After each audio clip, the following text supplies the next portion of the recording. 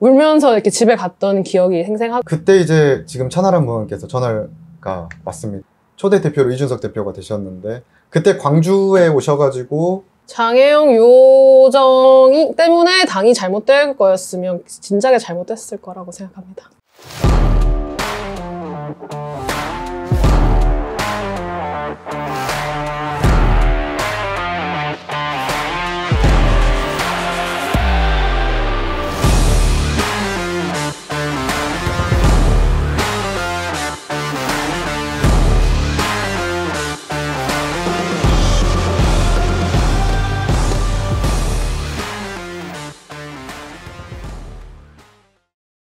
네, 폴티와 뉴스민이 함께하는 지역주의자 오신 것을 환영합니다. 저는 폴티를 운영하는 최하예입니다. 반갑습니다. 네, 저는 대구 경북 독립언론 뉴스민에서 일하고 있는 김보현입니다. 저는 개혁신당 광주광역시당에서 부위원장을 맡고 있는 박진우라고 합니다. 반갑습니다.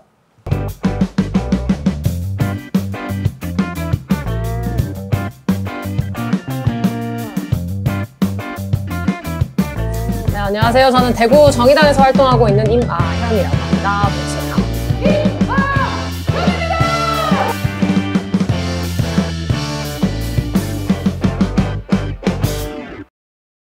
요즘 비수도권과 수도권의 양극화가 점점 심해진다고 얘기를 하잖아요. 특히 중앙정치에서 지역에 있는 정치의 목소리는 거의 들리지 않는 것 같습니다. 그럴수록 지역에서 정당을 선택하고 정치 활동을 하는 분들의 목소리를 더욱 들어야 된다고 생각을 하는데요. 이번 지역주의자에서는 폴티와 뉴스민이 지역에서 지역을 선택하고 정치 활동을 하는 분들을 모시고 이야기를 나누고자 합니다. 오늘은 광주와 대구에서 한 분씩 모시고 이야기를 들어볼 예정입니다. 각자 3가지 키워드로 본인을 소개해 주시면 좋겠습니다. 먼저 진우님. 저를 소개할 키워드는 고집, 그리고 신념, 그다음에 물 흐르듯이라는 3가지 단어를 가지고 왔는데요. 저는 고집이 굉장히 강합니다. 근데 그 고집을 꼭 이루어내려고 해요. 어떻게든 만들어내는 능력을 좀 키우면서 제가 그렇게 살고 있고, 네, 2번째로 신념. 아무래도 광주는 이제 민주당의 강세가 있기 때문에 너무 한쪽 당이 몰려 있으면은 이 지역이 좀 고이고 그래서 부작용이 나타난다.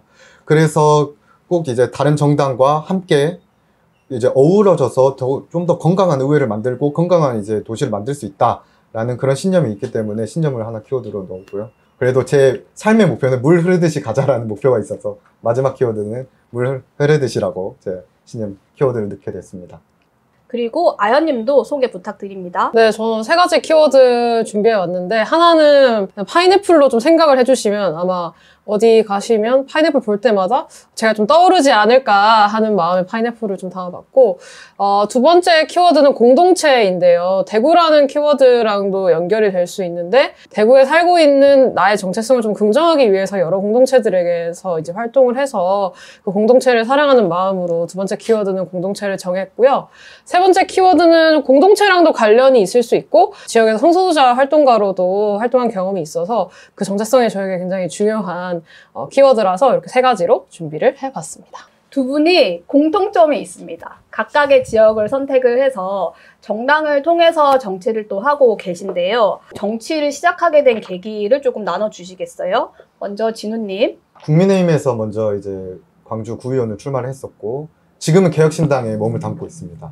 원래 저는 이제 국민의힘에서 광주에서 출마를 하면서 이제 인프라도 있었고 이제 만들어가는 와중이어가지고 굉장히 이제 개혁신당으로 가야 하나 그런 고민들이 많았어요. 그때 이제 지금 천하람 의원께서 전화가 왔습니다. 이제 어떤 전화였냐면 진우야 너는 이제 국민의힘에 남아있어라. 지금 우리 개혁신당에 가는 길은 가시밭길이 되는데 후배들한테 그런 가시밭길을 이제 걷게 하고 싶지 않다.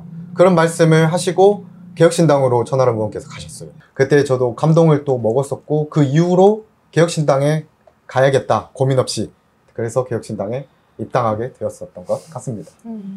개혁신당 입당 전에 국민의힘부터 이제 정치활동을 시작을 하셨잖아요. 그때 정치에 참여하게 된 계기는 무엇이었나요?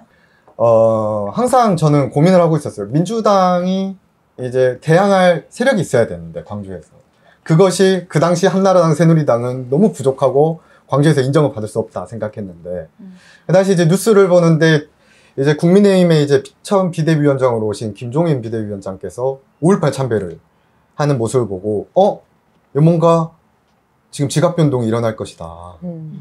초대 대표로 이준석 대표가 되셨는데 그때 광주에 오셔가지고 이제 전당대회 때 후보 연설에서 광주의 젊은 친구들과 함께 하겠다. 광주의 젊은 세대와 함께 광주를 바꿔나가겠다라는 그런 연설이 굉장히 인상 깊어가지고 그때부터 이제 내가 보수당에서 한번 활동을 해보고 싶다라고 이제 생각을 했기 때문에 이제 그때부터 이제 정치 참여를 생각하고 입당을 했었던 것 같습니다.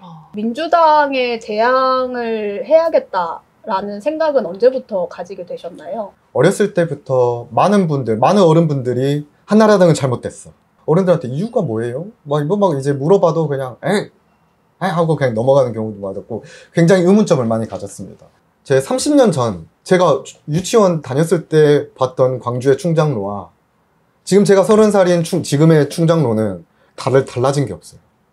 발전된 것도 없고 광주도 마찬가지. 광주 이제 전반적으로도 이제 그런 것을 보면서 왜 그런 현상들이 나타났나 했을 때 이제 한 당이 독점을 하고 있기 때문에 여러 많은 복잡한 상황에서 그런 발전이 너무 더디다. 그래서 이제 저는 이제 다른 당에서 치고 들어와야 된다라고 생각을 했었던 것 같습니다. 아연님은 어떠실까요? 지금 소속되어 있는 정당 그리고 활동에 대해서 좀 소개해 주시겠어요? 저는 정의당 입당을 제가 당시에는 만 19세 입당이었던 걸 기억을 하는데 만 19세 제 생일날에 가서 입당 원서를 냈거든요.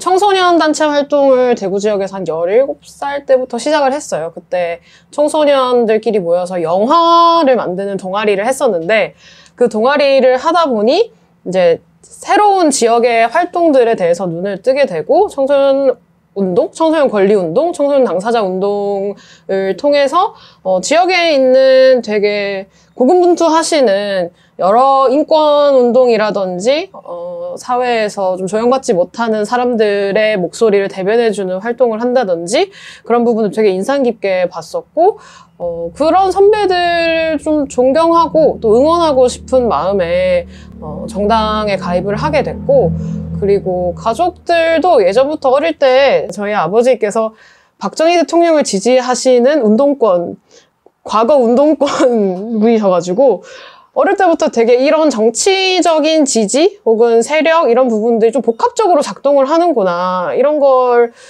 그래서 민주시민이라면 내가 지지하는 정당 하나쯤은 있어야 되는 게 아닐까 그래서 거기에 입당을 해서 활동하는 것이 대단히 부끄러워할 일은 아니다. 누군가에게 이것이 나쁜 일이라고 치부되어서는 안 된다라는 나름의 저도 신념과 믿음을 가지고 정의당에 당시 이제 입당을 하게 됐고 활동을 좀 구체적으로 한 계기들은 뒤에 가서 또 설명할 또 방향들이 있겠죠?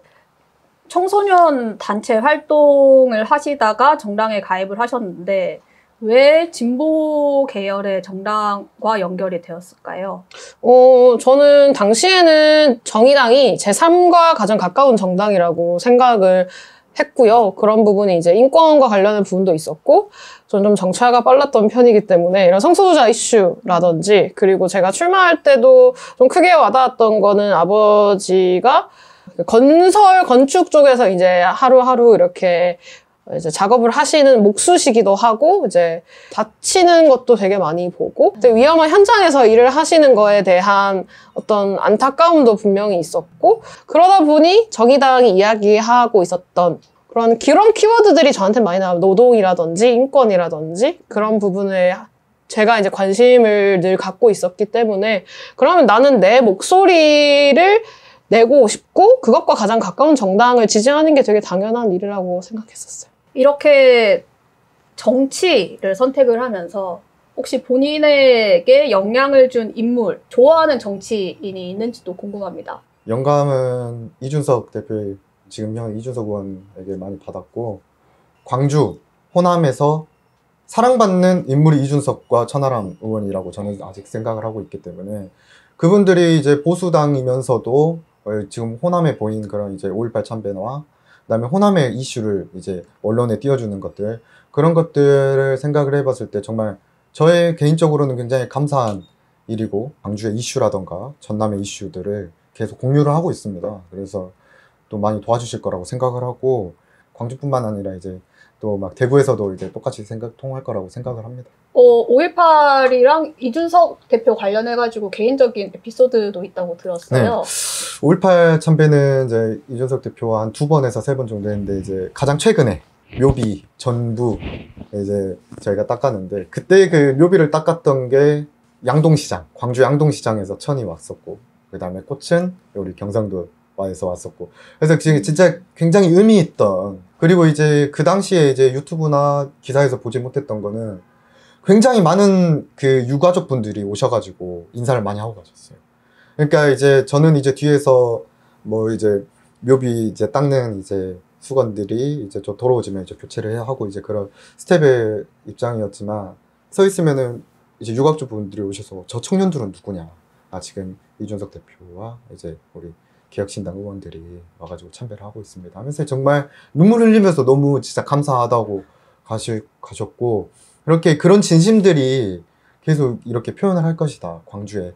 지금까지 이렇게 보수당에서 해왔던 사람들이 있나 생각을 해보면 단언코 이준석 의원밖에 없었거든요.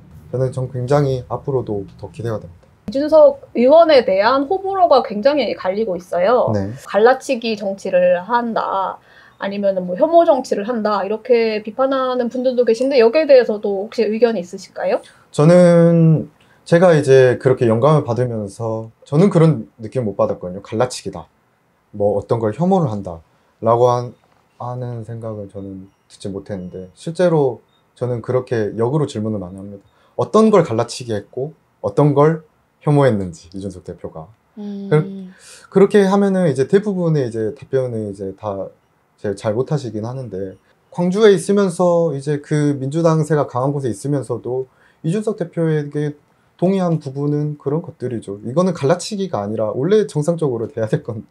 저는 한 2-3개 바로 떠오르는 게, 네. 이준석 대표가 특정 세대나 연령층을 좀 자극해서 득표에 활용한 뭐 몇 가지 꼽히는 대표적인 사례들이 있잖아요. 예를 들면 최근에 뭐 65세 이상 뭐 도시철도 무임승차 폐지 관련해서 이준석 대표 의견을 냈다거나, 아니면 제가 가장 인상 깊었던 건 뭐 경찰, 소방, 교정 공무원 될 때 여성한테 병력 의무화해야 된다는 공약을 세웠거나, 전 이런 게 좀 대표적인 사례라고 보는데, 뭐 여기에 대해서는 그럼 어떻게 보세요? 65세 이상 이제 그 무임승차 이제 폐지는 저는 이제 시대 흐름이라고 봅니다. 저는 이제 아무래도 인구가 이제 역피라미드 순으로 이제 인구수가 올라가고 있기 때문에 그거에 대한 재정 문제도 있고 여러 가지 복합적인 문제가 있기 때문에 그런 말씀을 하신 걸로 알고 있고, 경찰, 소방 관련된 병역 문제는 실제로 이제 경찰, 우리 이제 소방에서 인력 관련돼 가지고 솔직히 이제 사람들마다 경찰, 소방을 서비스직으로 보는 사람들도 있고, 그 사람들은 진짜 대단한 사람, 정의감 넘치고 그렇게 돼야 되는 사람들도 있다. 근데 제가 생각하기에는 지금 경찰 분들이 진짜 나는 경찰이니까 진짜 정의롭게 해야 돼라는 그런 마음가짐을 가지고 그런 직업정신을 투철하게 가지고 있으신 분들이 저는 이제 점점 많이 사라지고 있다고 봅니다.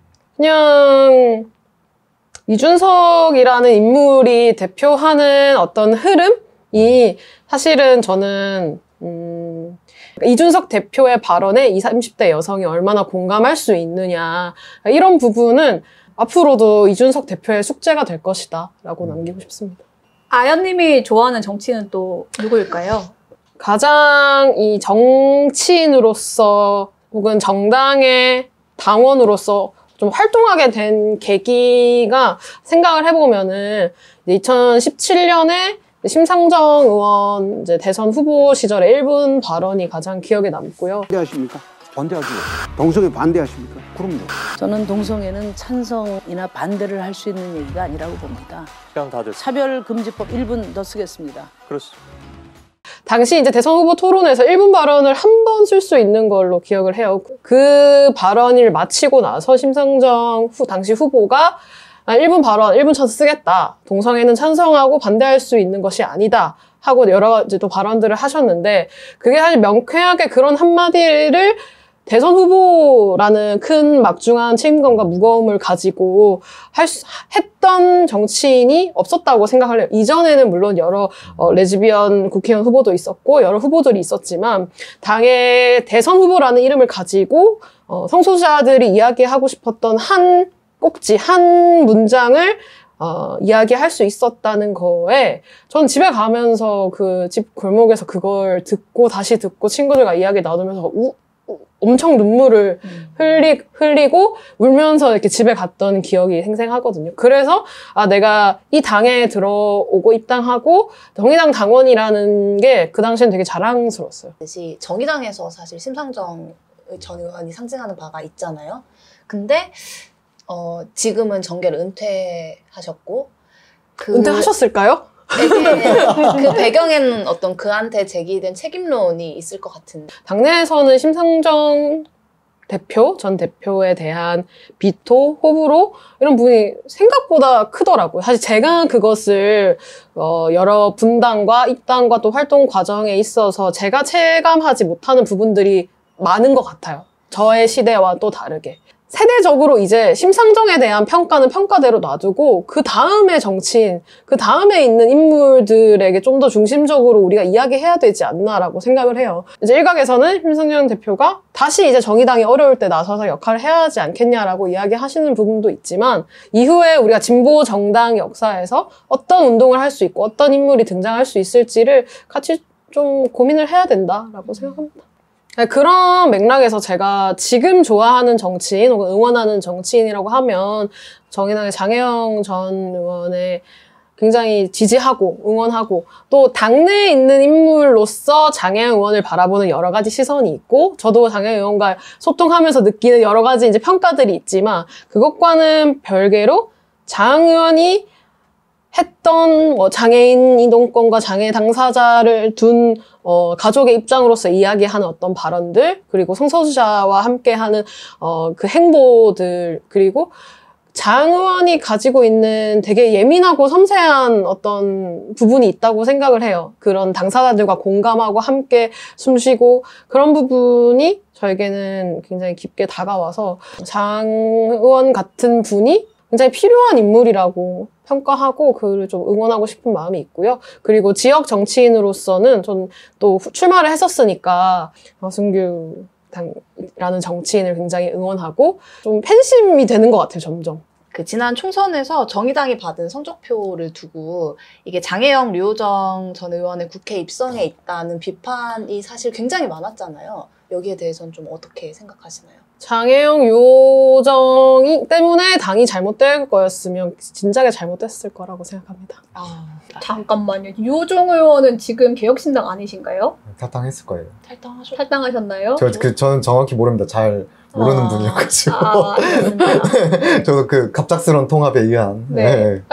혹시 뭐 개혁신당 안에서 같이 얘기 나눠본 적은 있으신가요? 그런 기회가 없을 거라고 생각합니다. 그러니까 올해 총선에서 녹색당과 정의당의 선거연합 정당에 대해서는 그러니까 장기적으로는 진보 정당이 세력을 함께하고 목소리를 더 낼 수 있는 방향으로 가야 된다고 생각은 하는데 그러니까 양당제가 굳어 있는 이 구조 속에서 그러니까 흔히 진보 정당이라고 불리는 정당들이 참 힘쓰기가 어렵다. 근데 그럼에도 불구하고 녹색당에서 출마를 하고 또 혹은 험지라고 불리는 경상도에서 그렇게 활동하시는 거에 대한 존경심과 팬심으로 좀 이제 접근하게 되는 것 같고요.